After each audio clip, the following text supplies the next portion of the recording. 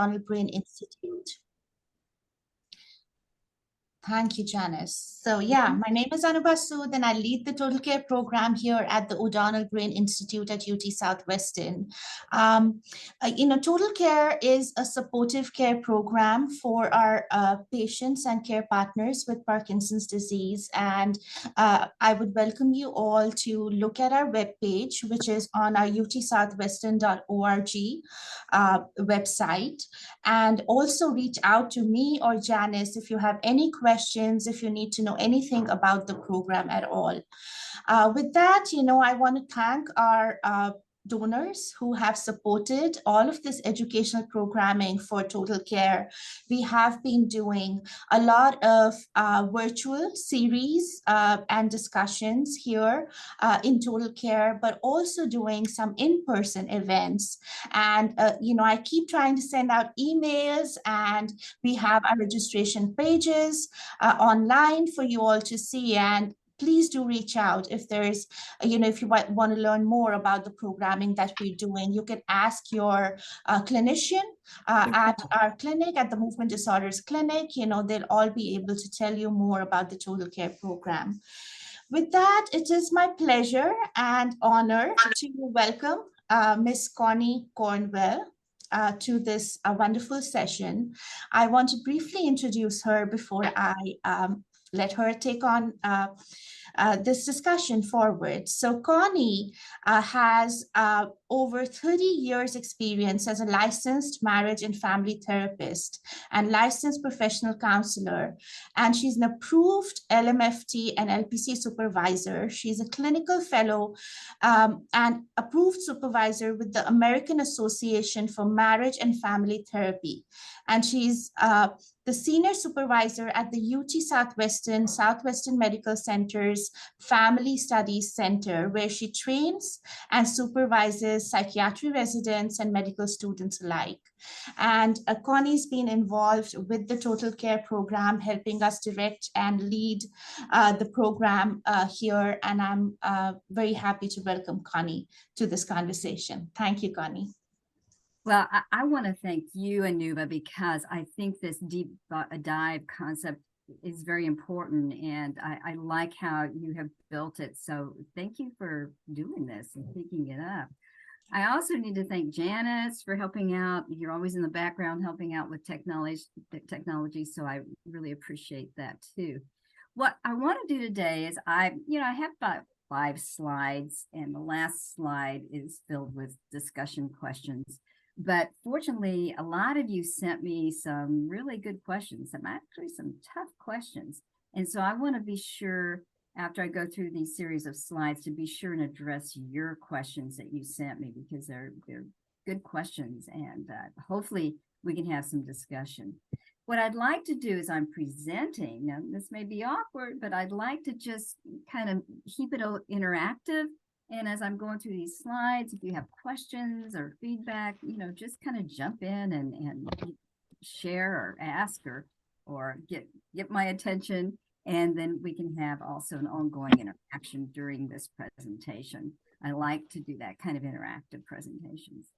So let's go to the first slide.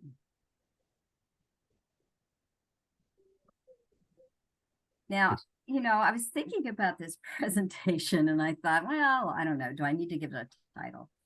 And I came up with Where Are We Now? And that relates to maybe what we all need to do in our lives is to do a mental health or emotional check-in to see, kind of where are you today? What are you experiencing? What are you thinking? What are your beliefs and what are your feelings? And what's going on?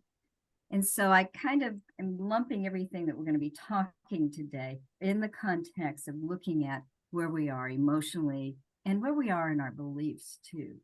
So you'll go to the next slide.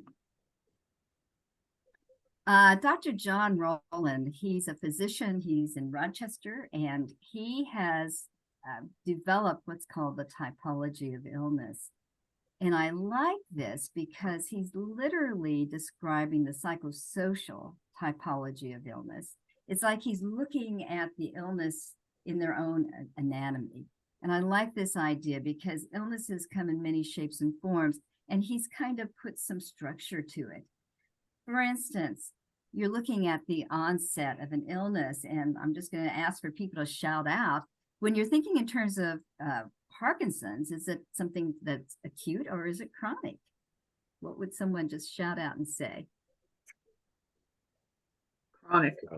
Yeah, absolutely. It's chronic. It's a chronic illness. In the course of this illness, is it progressive, constant, or is there any relapsing involved? What do you all think about that? Progressive. Progressive? Mm-hmm. Let me ask this question. With the intervention of new treatments, do you think there's any possibility for relapsing? Yes. Okay, and you want to say more about that? Well, everything we've been told is there is no cure for Parkinson's. Mm-hmm. And with my husband, I see that he has better times, and then he goes right back into having the stiff movement. No. Yeah.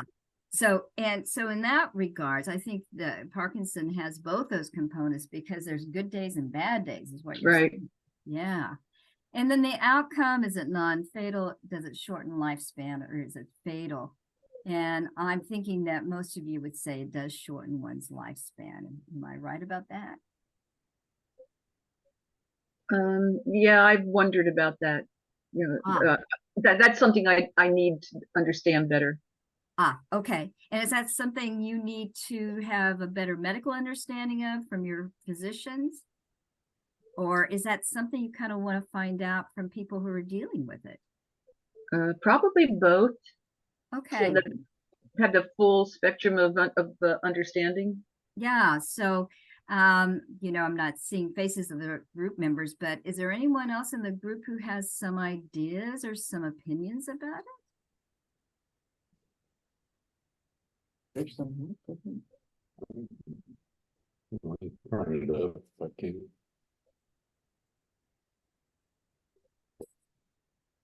And again, it has to do with the progression of the disease, doesn't it? Some people may live with it longer than others, so it may be a shortened lifespan. In the end, I guess it is fatal. So it's kind of a combination of both, I think. It's not clear cut. So also what John Rowland did in considering the anatomy of illnesses, he also included beliefs that people have, the gender, the life cycle. Where are you in your life cycle? Are you a young person in your 30s and you're launching your careers, or are you in midlife? Or are you in later life? All of that matters in looking at the disease and the typology of the disease.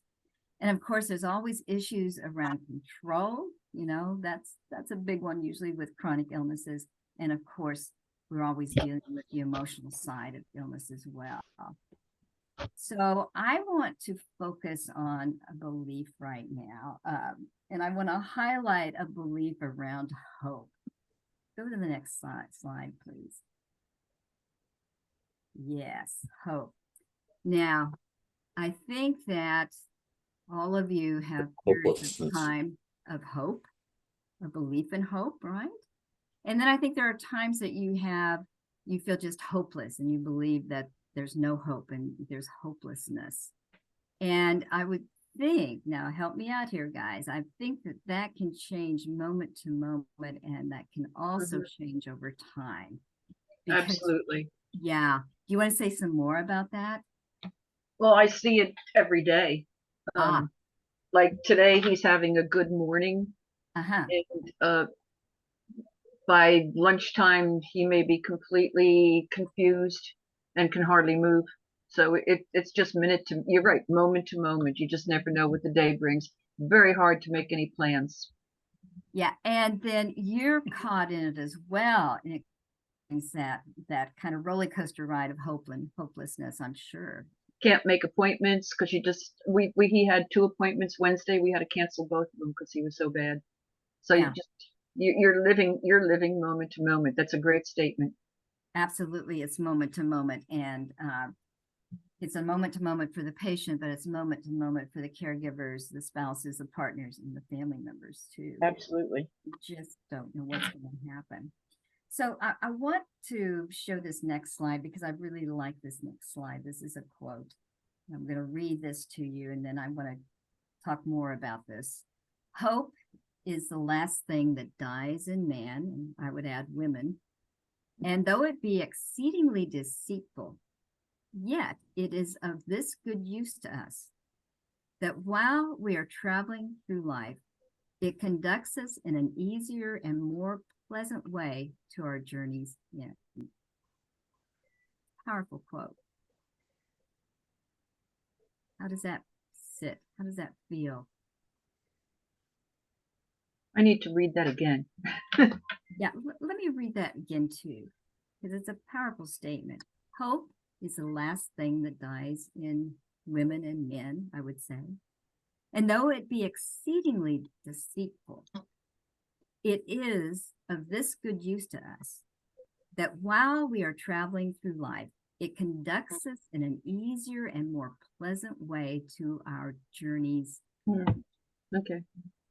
So what this statement is saying is that hope is not a static thing. It's really not a noun. So if you'll bring up the next slide, I'll demonstrate more what I'm talking about.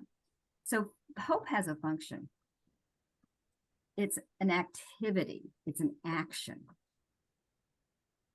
And that's important to keep that in mind. As you just described, it comes moment to moment. There's hope and hopelessness. But in the action of hope, you can embrace and engage with adversity rather than avoiding it. I'm going to pause on this one. This is a lot to take in. Hope is an action where you're embracing and engaging, looking adversity straight in the face, and you're not avoiding that adversity. How's that sound? Does anybody have any comments about that definition?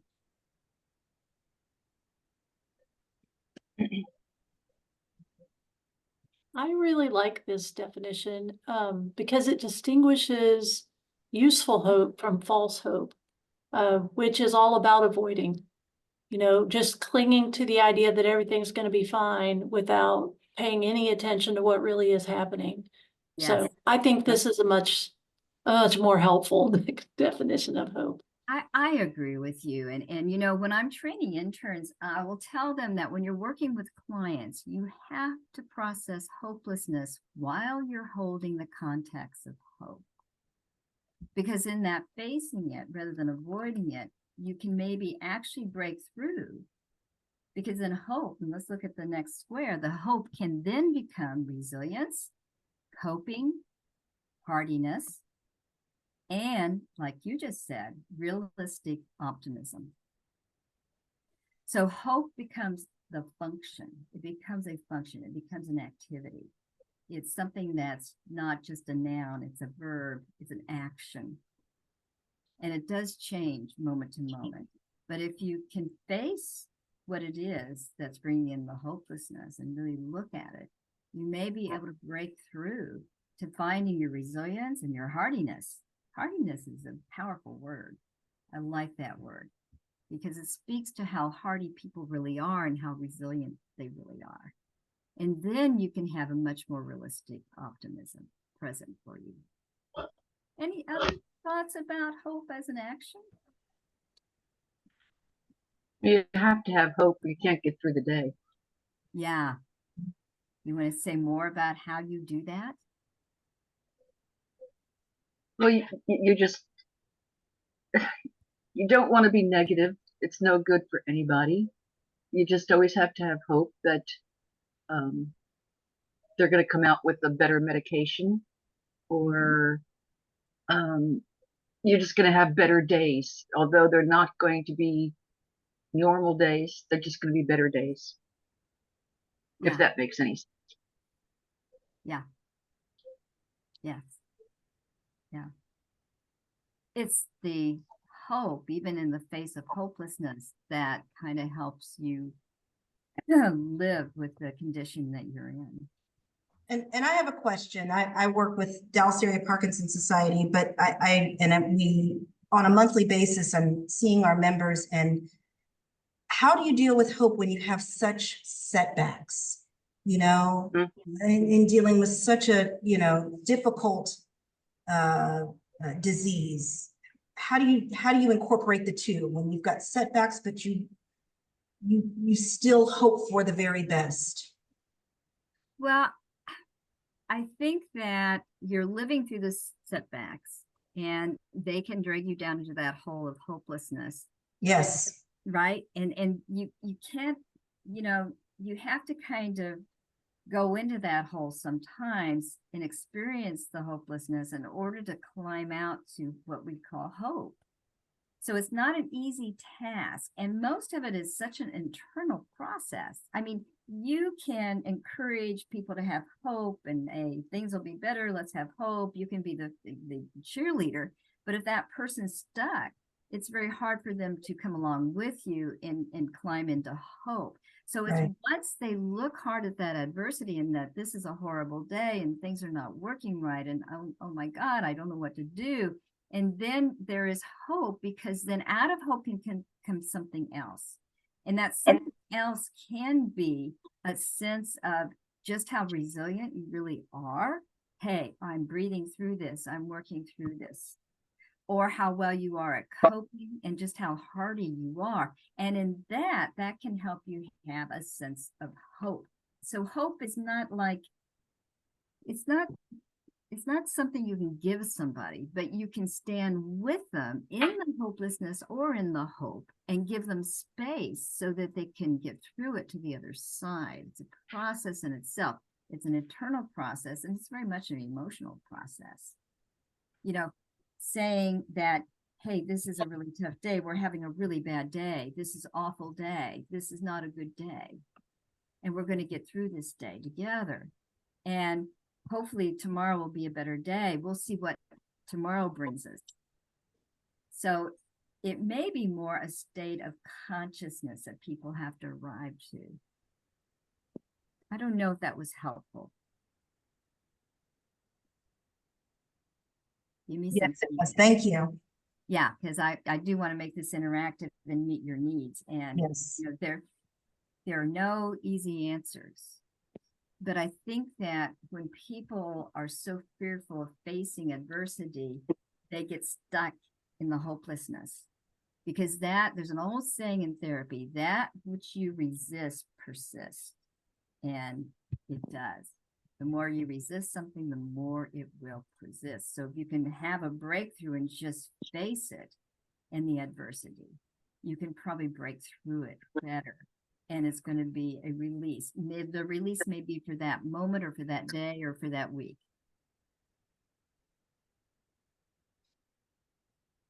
Any other thoughts about this? This is a great discussion. Thank you. Yeah, with a family of many people in different generations, all dealing with an individual's Parkinsonism, their experience is often they're just hoping is just another setup for heartbreak, and they've had so much experience with heartbreak and whatever it means to their role in the family, and it's really hard to keep selling hope. You know, in that sense, how do you break that chain of dialogue that keeps self-protecting against heartbreak? Yeah. And I don't have a clear answer to that. The heartbreak does go with it. Maybe it has to do with accepting that the heartbreak does go with this. And in between the heartbreak are pieces of light and pieces of hope. I think it has to do a lot with acceptance, and that's not easy to do with these chronic illnesses. But I think that you have to accept that there is heartbreak, and there may be more heartbreak to come. But in between the heartbreak, there can be moments of lightness and maybe hope. Again, it's a very internal process for most people, most patients and their family members. We're talking about internal processes because the external is not getting better. The circumstances are what they are. So then you're left with, how am I going to live in these circumstances? And I think the most we can ask of each other and our family members is to be honest about where we are, declare where we are, and in doing that, we can release some of that and leave space for something else to show up. There's no easy answers to this, guys, and you know that. Does that help you? A lot. Okay. Yeah. And I think in what I love about the work that Total Care is doing and everything that Anuba has set up, it is so focused on patients and family members because we need each other. We need each other. Relationships become even more important in these circumstances because we need people to lean on. We need people to hear our sadness, our fears. We need each other. And the best thing you can do often is something really simple, and that's just to listen to each other. That's pretty powerful. But let me go to the next slide. I think this is the slide. Okay, now I'm going to pull back from all these questions. You can see I have a lot of questions that we can talk about because I want to shift gears and I want to get to your questions. And you guys sent some wonderful questions. If I am talking about the question you sent in and you want to be interactive around it, please jump in. I know all of them are listed as anonymous, so I don't want to, not respect that anonymity. But if you're not even the question, this isn't your question, you want to jump in, let's make it interactive because these are powerful questions and maybe help address some of the things you're sitting with, I hope. One of the questions I've looked over, I've kind of put them in kind of categories because some of them are kind of similar, or part one, part A, part B of the same question. And someone sent in this question, and I'm going to be reading them, so pardon me if I'm looking down. How do I cope with intense verbal aggression, anger, and irrational thinking in my spouse who has Parkinson's? The second part to that is, how can I best support my father with Parkinson's and my mother as caregiver through this irrationality, anger, and verbal aggression? So one of the things it's kind of hard for me to answer this exactly because I'm not sure what is a verbal aggression, anger, and irrational thinking. Is it, what degree is it, and how, what does it kind of look like? A lot of people who are suffering with these kinds of illnesses have every right to be angry. They have every right to blow off steam. They have every right to be, just expressing. Now, the verbal aggressiveness, if that's where that person is actually being verbally abusive, now that's something different. And verbal abuse, we don't really want to tolerate. However, it does happen. So if you're the caregiver or you're the partner or spouse in that regard, there's a couple of things you might be able to do. I don't know your circumstances, but if this patient's becoming verbally abusive, you can simply say, I can't handle hearing this, and leave the scene, leave the room. Also saying, I will be back when you cool off. You may need to have to take distance from it because that verbal aggression is sending a lot of negative energy. It's kind of like slapping you in the face, and you don't have to be in the room with that. You can leave the room if that's possible. I don't know exactly your circumstances. Irrational thinking, again, I'm not quite sure what you're pointing to because irrational thinking could be anywhere from I'm planning to kill myself to something else. I'm not sure. But again, if it's a danger, then you have to probably get help at that moment. If it's a danger where there's physical danger, then I think this is something where you have to have some good conversations with your physicians, and there may be medication intervention that's needed. So I'm not, it sounds pretty serious to me. And I'm not sure how frequently it's going on or kind of what your context is in the kind of scenario where you're living, for instance, and where these things actually take place. But, you know, I think if it's just expressing anger at the world, anger at whatever, that can be expressed in a way that the caregiver, the family members can just stand by as listeners and don't think you're going to talk them out of that anger, you know? People need to relieve it and release it at times. So I'm not sure if the person who asking that has any other input about that, because I need a little more information. Also, how best do I support my father with Parkinson and my mother through this irrationality, anger, and verbal aggression? As a family member, as a child, I think that you standing by and standing at these times with your mother, where she can also talk about her pain, her fears, what's happening for her and what she's experiencing at those moments, standing by and giving her space to express that and being a good listener without judging, maybe even without giving advice, because sometimes people give advice and that's not the thing we need. But being a good listener at those times can be very, very supportive. Do not underestimate the power of being a good listener. So I'm not sure if I've addressed that question completely. Does anyone else have some input or questions about these circumstances? It's a tough one. And what happens for the patient is that if they have these angry, aggressive, intense outbursts, after the outburst is over, I'm not sure where the patient is. Is the patient having a lot of shame about it? Are they feeling bad about it? Or, what do they do after there is this explosion? And if there is shame or if there's confusion about why did I explode so, then I think that has to be talked out as well,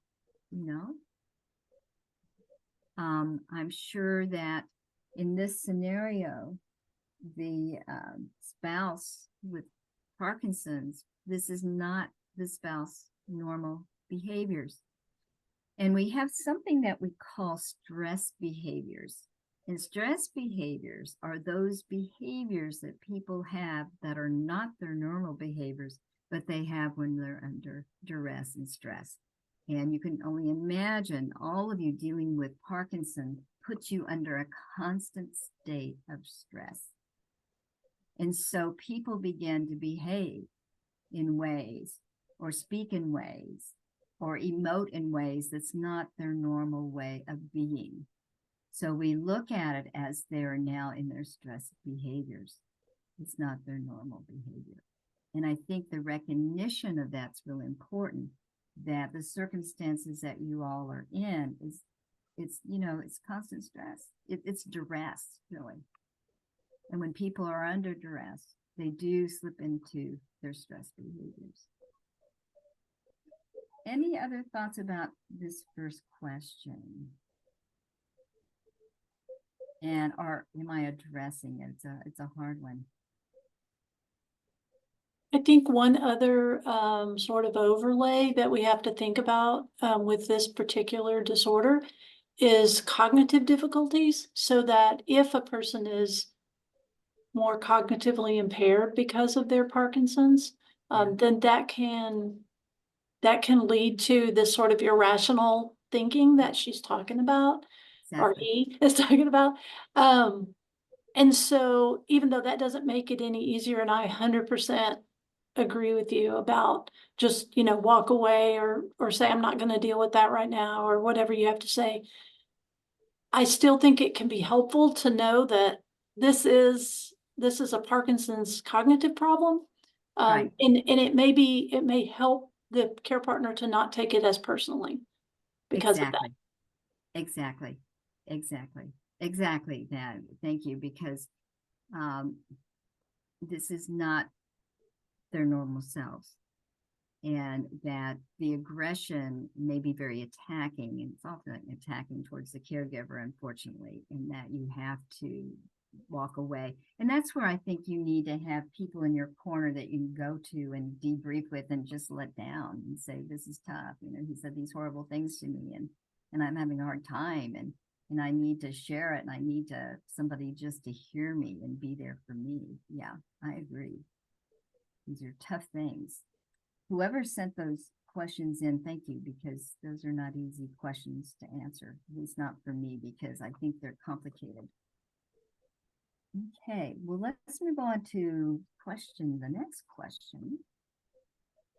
How do you address a care partner that you know is struggling with a loved one, in particular with placing their loved one in a facility or hiring in-home help? I can tell you one thing, that's a very, very common question with people who are dealing with chronic illnesses. So how do you want to address that caregiver? Again, I think it's a matter of standing with them and listening carefully. And you may want them, particularly if you have a trusting and secure relationship, this may be the opportunity for them to just go through their pro and con list. Why it would be useful to go to a facility or get home care. What would be the good things about it? What would be the positives about it?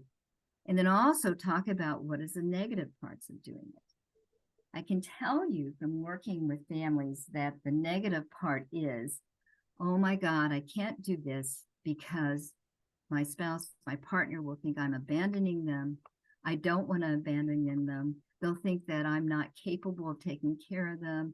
I can't do this because they're going to be hurt in some way. I can't do this because other family members may judge me because I'm doing this. I mean, the litany goes on and on and on why people have fear of going to this next stage in someone's care and going to a facility or bringing in home care. So, you know, as being supportive to that caregiver, you can't make that decision for them. That has to be their decision and their partner, their patient's decision. But you can stand by and allow them to go through the pros and cons of making these decisions. There may be no right or wrong decision. However, if this is a care partner who is wearing out and in many instances also becoming ill themselves, and this is a care partner that's totally exhausted, then I think that they have to take a look at what they need to do that's going to be beneficial to them as a caregiver. And that's not easy because as a caregiver, you don't want to think about yourself. You're always focused on the other. What I do sometimes suggest to people is that by bringing in home help, by bringing in extra caretakers, or you know, if you can find good home help, or going to that facility that you feel comfortable with, it's a nice facility, what it does do is relieve you from the caregiving job so that now you can be fully present with your partner.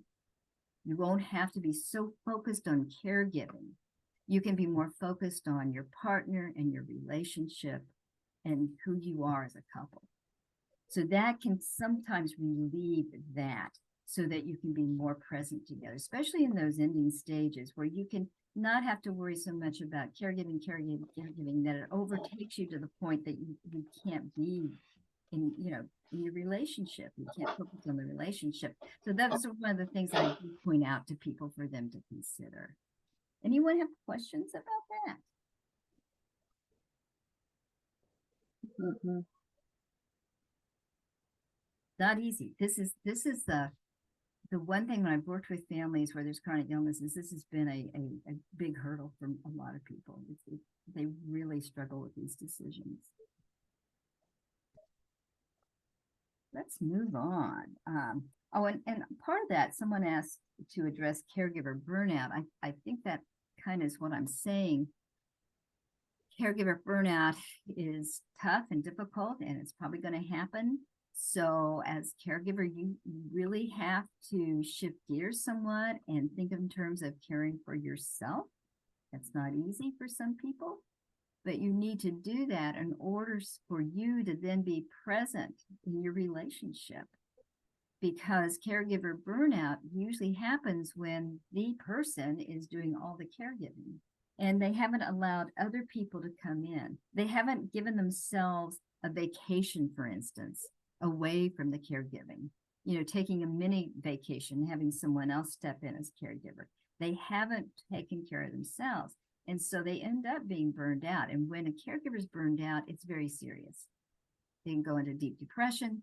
They also are usually exhausted, and many of them end up being ill themselves. So, you know, it's something that you have to be alert to and watch out for. And as a caregiver, you have to be willing to ask for that help. And that's not always easy, especially for some people. Okay, so let's go on through the question. Any other thoughts about that before I move on to some of the other questions? Mm-hmm.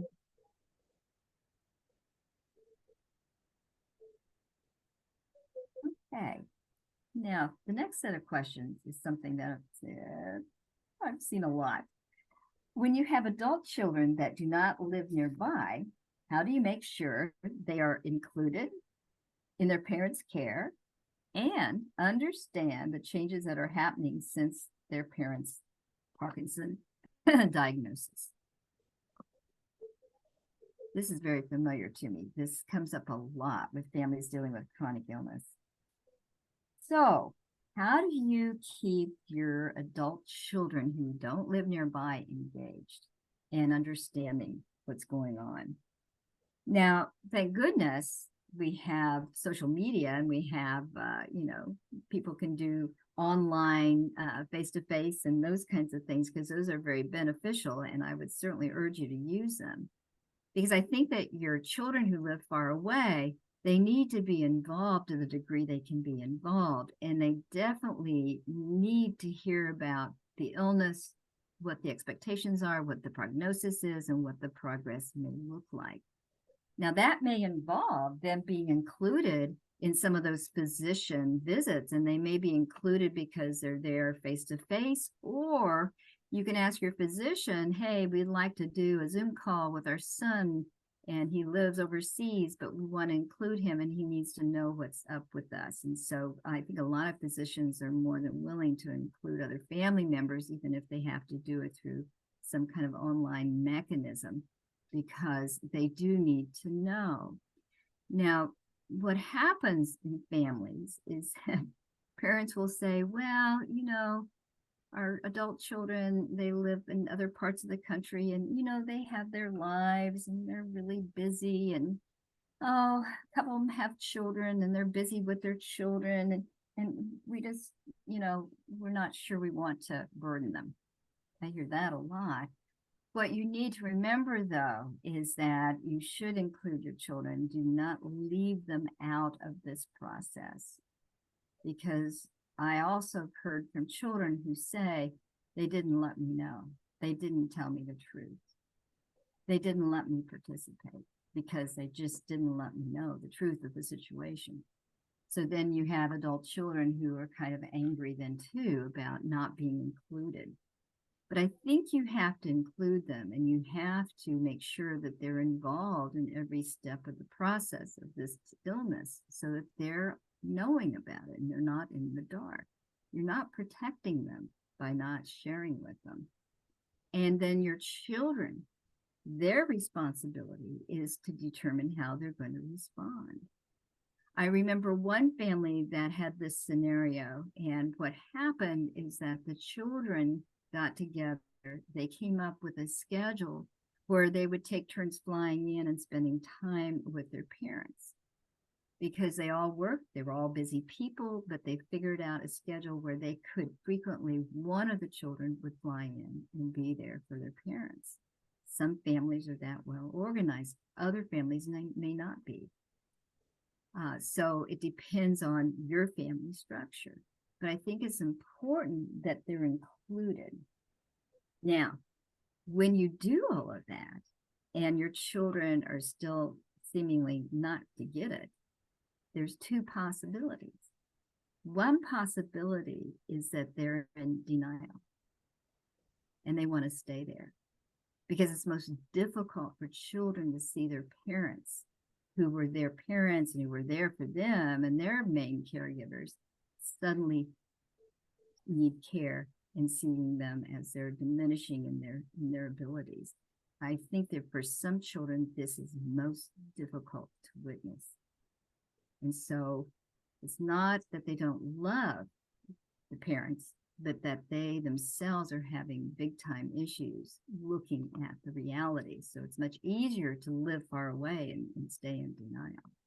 But that shouldn't keep you from continuing to reach out and let them know what's going on. It's up to your adult children to decide how they're going to respond. And hopefully they'll respond in a good way and be there for you. But one never knows. Let's see, I think maybe that answers that. That kind of goes along with the question of how to best handle children who don't appear to be embracing the diagnosis.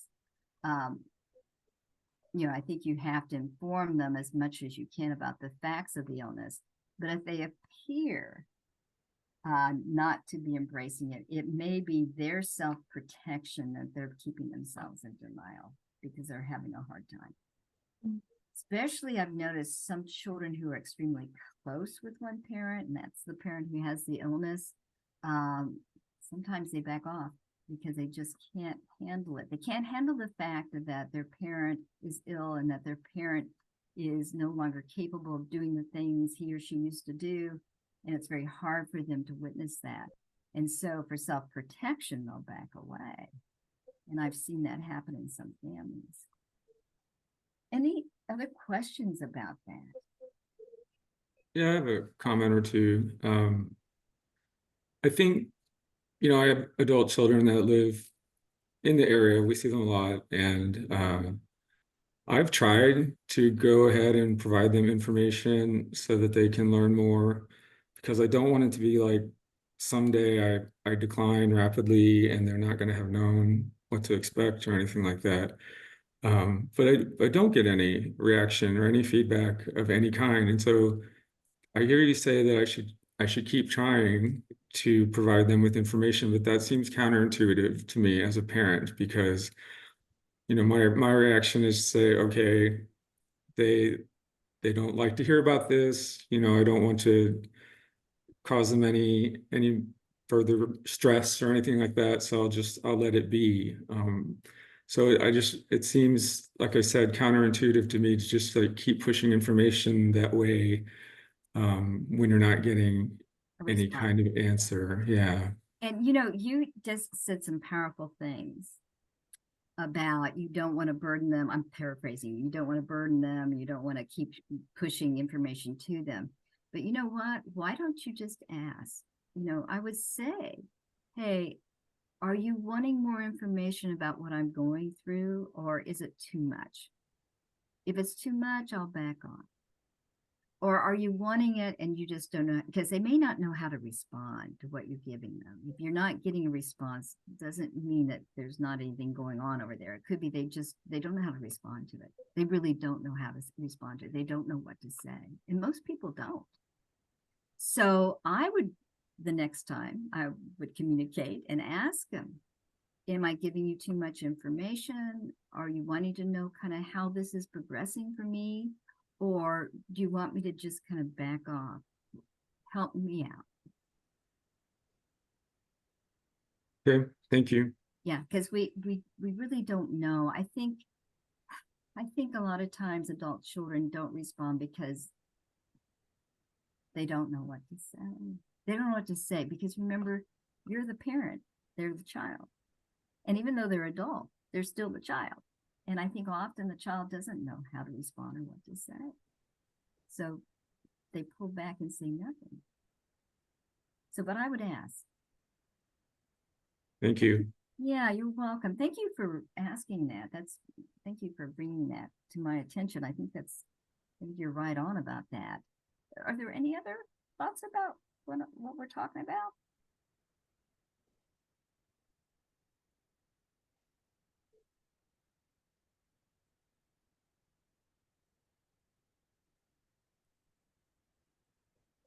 well, I'm going to go on. You've got more questions.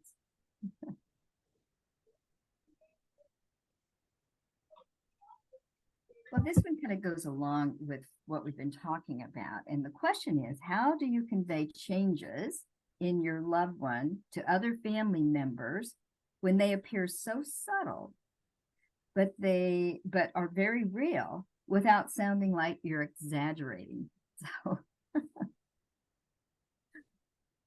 and that may be impossible to do. You know why? Because you who's with the patient day in, day out, moment to moment, you and maybe you alone see those subtle changes, and the patient as well. But you're seeing those subtle changes because you're with them every moment. Now, other people and family members in particular who aren't with you and the patient moment to moment, they may not be aware of those changes, or they don't want to be aware of those changes. Again, denial is a powerful thing. So I think that you may not be able to necessarily spend a lot of energy trying to convince them, but you can simply, communicate, look, there are subtle changes taking place. Your dad's aware, I'm aware, and I know when you come to visit, you don't notice anything, but they're there. So I just want to share that with you. I don't think trying to convince them is going to help, and I think it'll just wear you out trying to convince them. I don't think that, when you're describing subtle changes, that's an exaggeration. I don't think that at all. I think that that's just what you're reporting and what you're seeing, and it is happening, and you know it, and the patient knows it. And you can share that. Other people may or may not believe it, because guess what? When you came to see Joe, he was having a good day. Things were good. It didn't look like anything was going on. But the next day, Joe had a very bad day, and we saw a lot was going on. And so, people come in and out of your lives. They can't judge it. They don't know, because they may see Joe on a very good day, and you know that he has bad days. So they can only go on what they've observed. And so trying to convince them, I don't know. I think that might be exhausting. But I think you can say to them, what you need to know about this illness is that there's changes. Some may be big, but right now they're subtle. And you're not seeing it, but they're there. That kind of answered that question. That was very helpful, because I think that all the time. I when there's a bad day, I'm thinking, how come nobody's here to witness this? How come it's just me? And when I tell other people, it sounds like I'm exaggerating. Yeah. So that was a very good question with your answer. Well, thank you. I thank all of you who are sending me these wonderful questions. And when I first read over them, I went, oh my God, I don't know how to answer any of them. Because they're tough.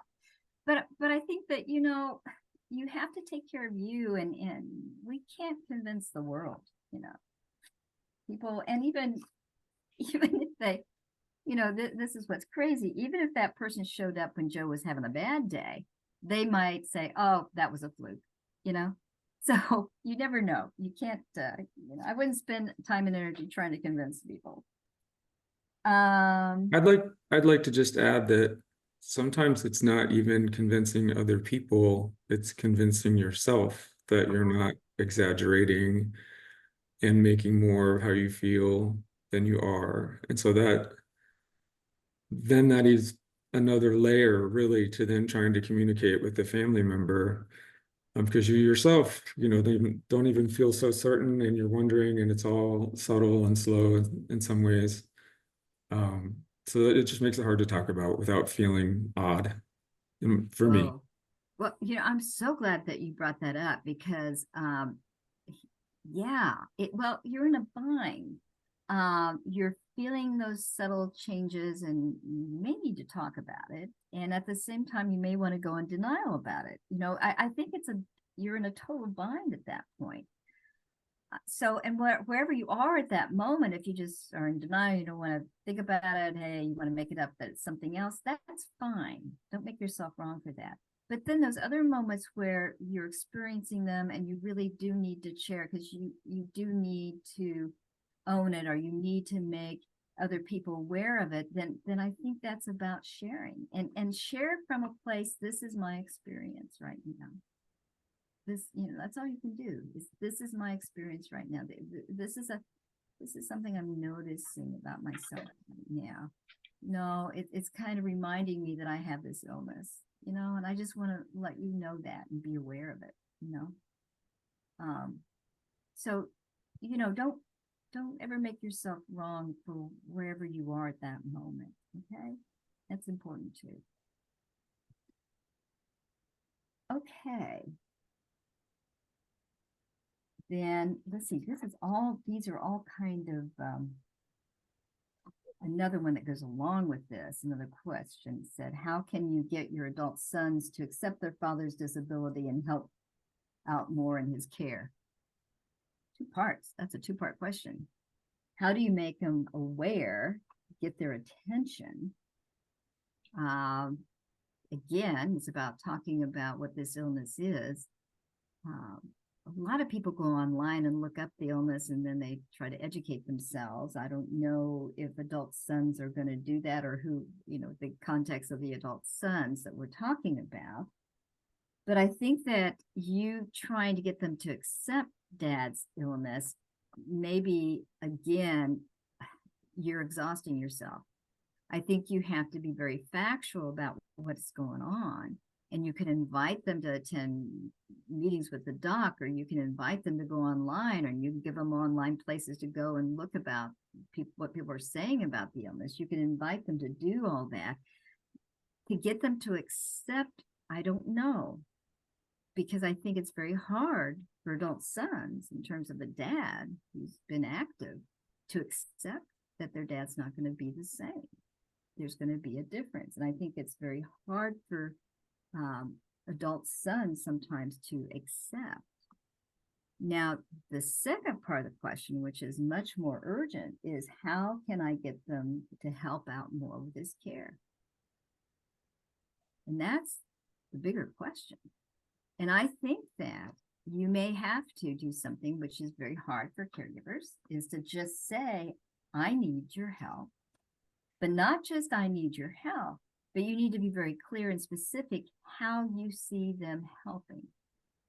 And one son may be more skilled at something than the other son, and so you want to speak to their strengths maybe, and you want to ask them to help. And so sometimes that means being that direct and saying, son, I really am in a place right now, I need your help. This is how I need your help. Because see, what happens is that often in these kind of scenarios, there are people on standby in the wings who want to be helpful, but will never volunteer or even say anything because they don't want to be intrusive.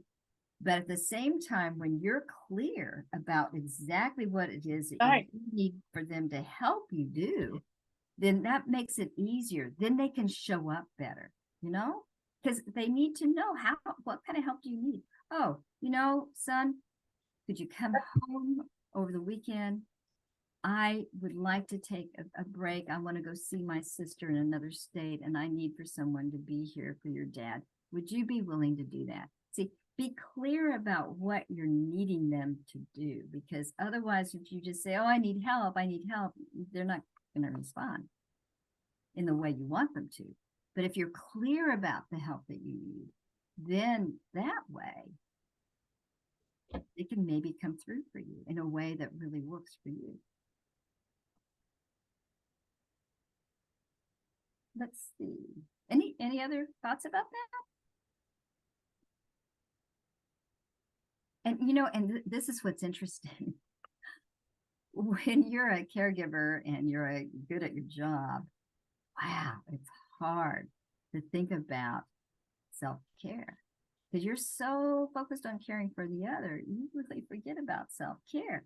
And in that regards, then you forget to ask people for help and ask for the exact help you need. I mean, that's a switch that I've witnessed a lot of caregivers having to really do. It's not easy for a lot of people to make that switch where they switch from caregiving to actually being in the position to receive help. They've been in the giving mode so much, they've forgotten how to receive. And that's where sometimes people like me in the therapy business, we're called in to kind of help them think through that, because it's tough for a lot of people to give up that role, even just for a brief moment or just for a mini vacation, because they get locked into it and they really have to pause and understand it's now time for them to receive. And that's tough. Okay. We're kind of getting close to the end of your questions. I may ask Janice to put up my questions and then we want to look at. But is there any more thoughts from, let me check out with you guys. Is there anything other input or any questions you have so far in what we're talking about?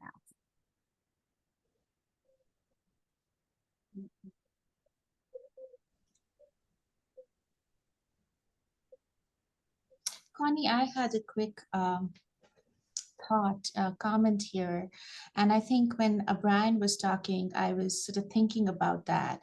So there's definitely the caregiver piece in chronic illness. But I also wonder about the patient themselves, you know, having been a dad, a provider, or a mom, you know, the caregiver for the entire family. And then they themselves getting sick, you know, and needing more from their family and needing to receive more. And how is that a struggle? And how does one experience and deal with that piece? I was just thinking about that. Oh, that's a great question, Nuba. That kind of goes back to Dr. Rowland's little idea about issues around control, right? And if you've been the breadwinner, you've been the person who handles and takes care of everything, and suddenly you have this illness and you can no longer do the things you used to do. It's very hard to give up that control to somebody else. Very difficult. And there are patients who just fight it. You know, they just fight it. They don't want to give up that control. Usually you allow patients to do what they can, but then there's limits, and that limit grows and grows over the course of the illness. And so then they have to readjust themselves to give up control. What I've said to patients is this, may or may not work, but I'll say things like, you know, you have learned all about giving. You have become the expert in giving. Now, to create balance in your life, we need to talk about you becoming the expert in receiving, so you have balance. Because actually you were kind of out of balance because you were doing all the giving, right? So now you need to be open to receiving. It's your turn to learn about receiving and the lessons that come with that. You know, sometimes that's a reframe that they'll buy, and sometimes, you know, they're still fighting it, you know, because there is that control issue. I don't want to release control of me and my body functions to somebody else to take care of it.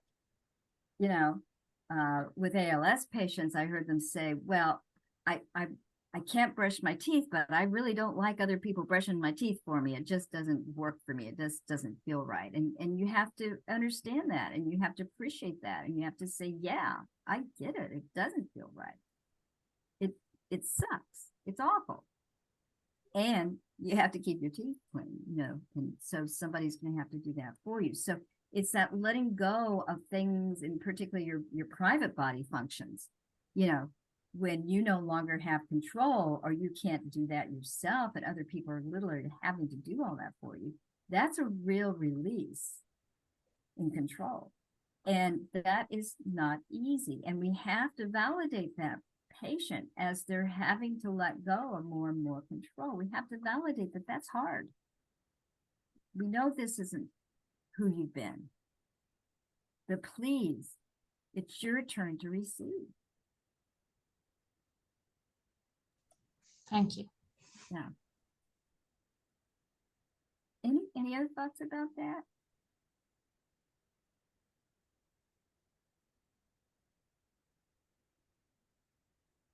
Okay, I'm looking and we're doing good on time. Good.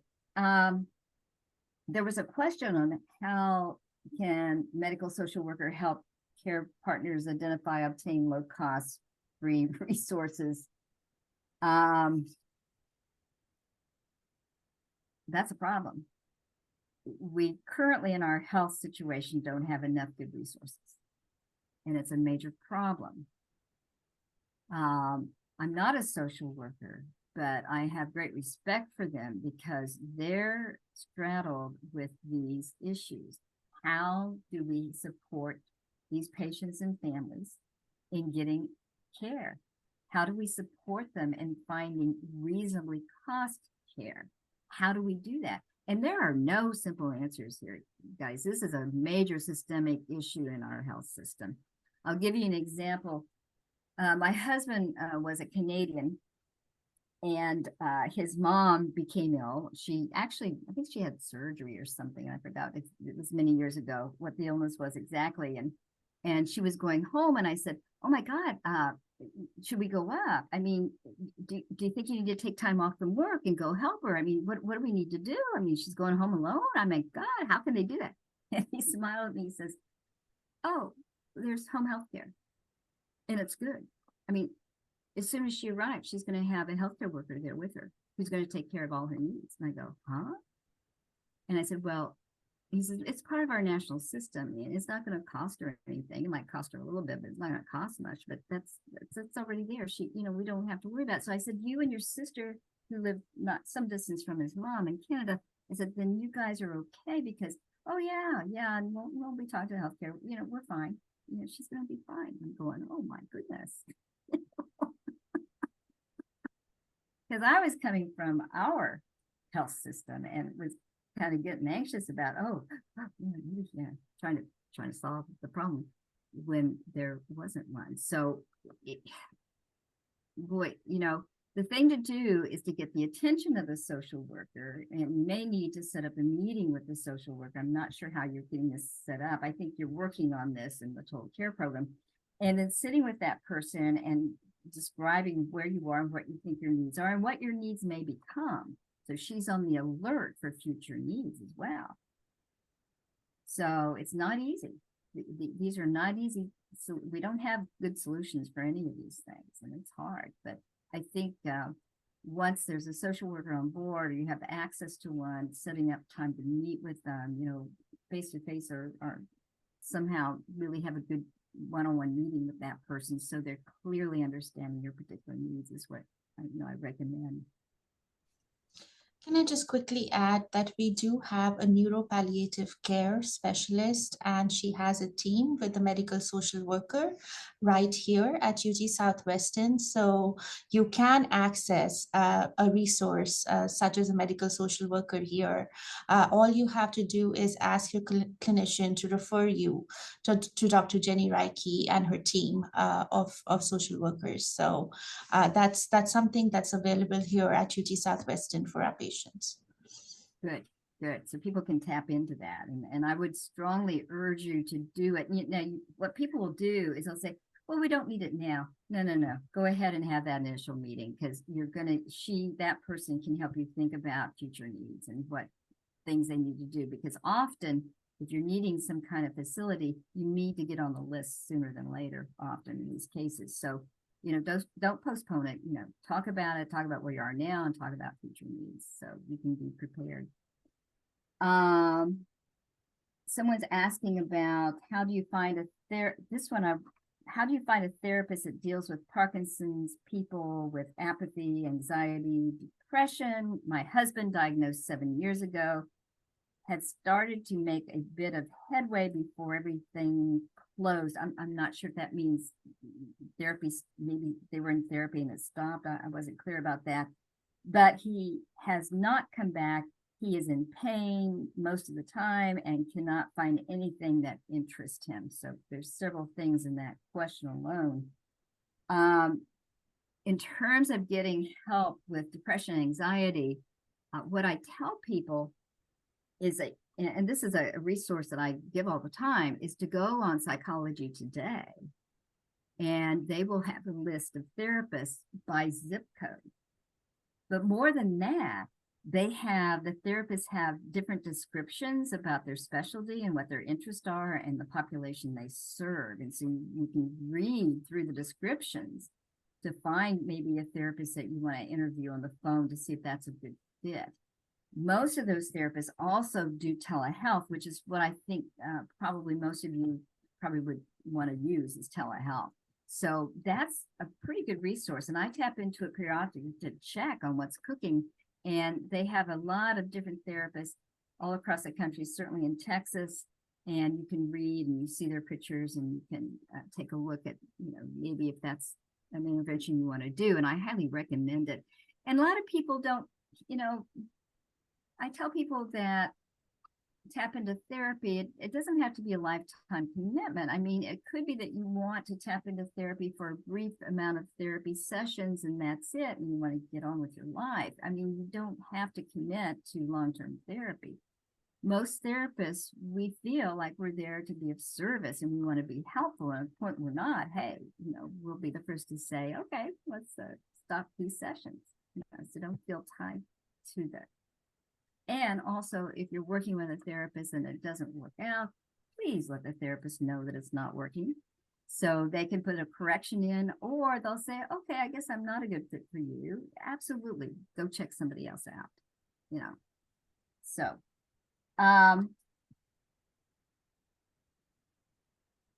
the other part of that is cannot find anything that interests him. My concern is that the caregiver is working extremely hard trying to find interest for the Parkinson patient. And that can be exhausting. You want your partner, I think it was a husband in this case, you want them to be enrolled, you want them to be part of life, you want them to have interest, you want them to have joy. And then the caregiver works really hard at trying to find something they'll be interested in. Of course, that's part of what you do. But I'm thinking sometimes that if you're doing that and you're working too hard at it, I would recommend maybe pulling back and backing off a little bit, because what may be happening is, oh, wouldn't you be interested in this? Or wouldn't you be interested in that? Or used to be interested in that, you can still do some of that, on and on and on, trying to take care of this person that you love. And then the response you're getting is, no, I'm not interested. No, I'm not interested. No, I'm not interested. So then it becomes this dyadic pattern. The caregiver, I'm trying to find something you're interested in, and the patient going, no, I'm not interested. I'm not interested. So then it becomes a dance, an automatic dance. So what I recommend at those times is that the caregiver back off, let that person figure out what their interest is, because again, what you resist persists. And I think in trying to get them interested in something, it's very easy for the other person to say no. So you might want to back off and let them struggle with what they're interested in, and they may discover it on their own, because we get locked in these patterns, relational patterns that become automatic, but they're not useful after a while. Am I making sense with how I'm describing that?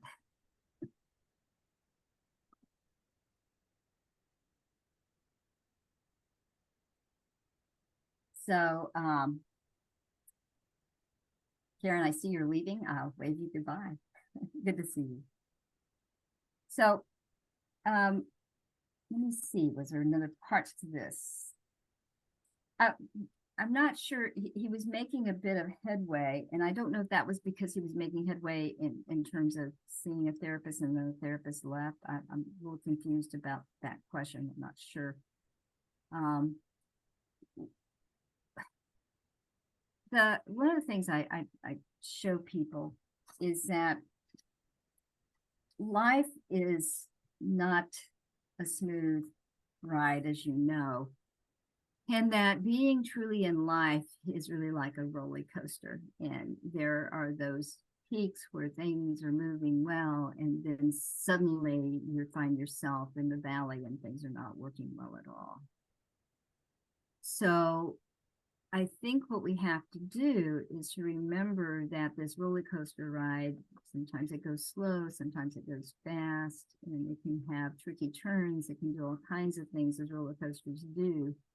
But that what's important is that we're living through it and how we're living through it.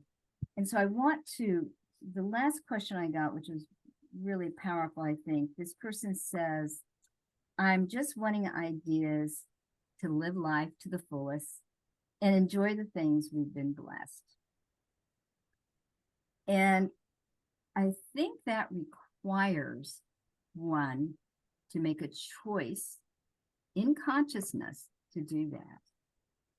Because the circumstances you're in and what's happening to you physically, you don't have control over. And it can be very frightening, I think. But if one can make the decision that they're going to live life the fullest and enjoy it, I think requires a consciousness of joy. Let me say more about that. A consciousness of joy is something one can have even amongst the fear, the grief, the loss, the anger, the hurt, the strong and negative emotions. You can still sit in a consciousness of joy. It's possible to do that, and I've seen people do that. It's about realizing what joy really is, and I like this definition of joy that I probably should have put it on the screen. Joy is connection with what matters.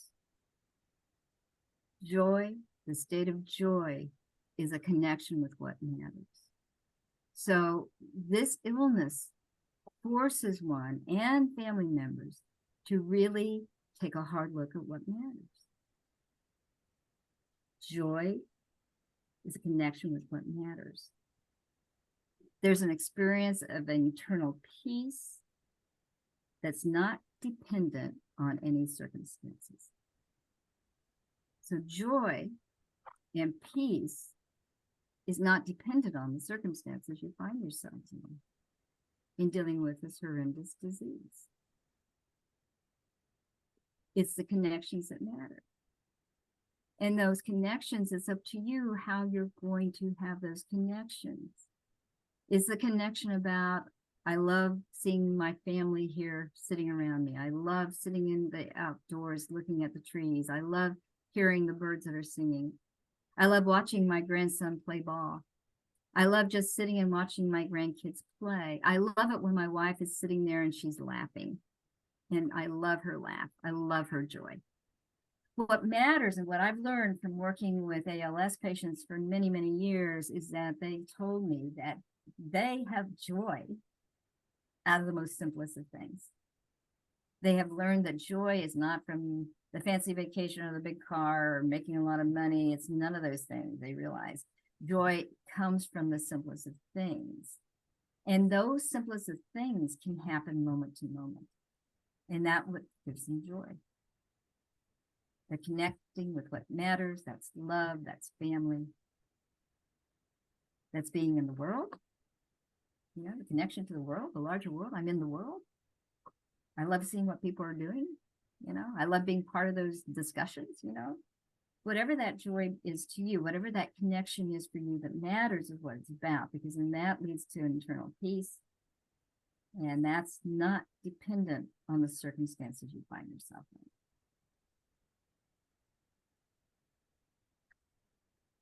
May not be an easy task, but I can tell you from experience and from working with people, that's the thing.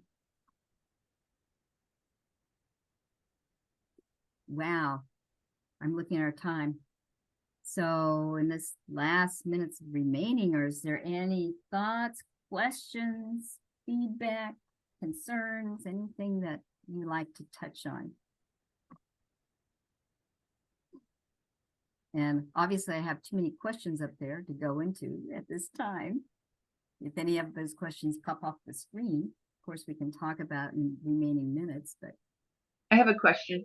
yes. Okay, I see that we're being recorded. Is there some place we can go and re-watch this? Oh, good question. Yeah. Yes, all of our deep dives, these virtual series events are being recorded and they will be available on our Total Care webpage. So after this conversation, I will send out an email to all of you with details.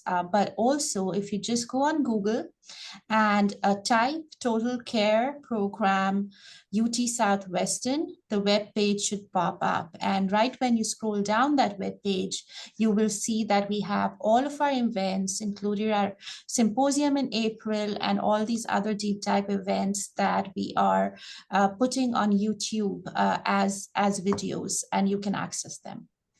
Thank you. Yeah, and I was just going to suggest that on the screen right now, the questions that I put in little boxes, these are questions you may want to, I don't know, think about yourself or talk about with your family members, or, these are questions that can be used for another time. I don't know, because I don't think we have time to get into any of these in any depth, but they're there for you to use however you want to. I want to just end by saying it's always a privilege to, I'm so privileged to do the work I do because I get to work with such wonderful people. And I learn from you. I learn from each of you. And I just want to thank you for participating. I want to thank you for sending these wonderful questions. And it's just an honor to be with you. And we'll probably see you again, probably around, and hope to. And just want to thank you all for coming.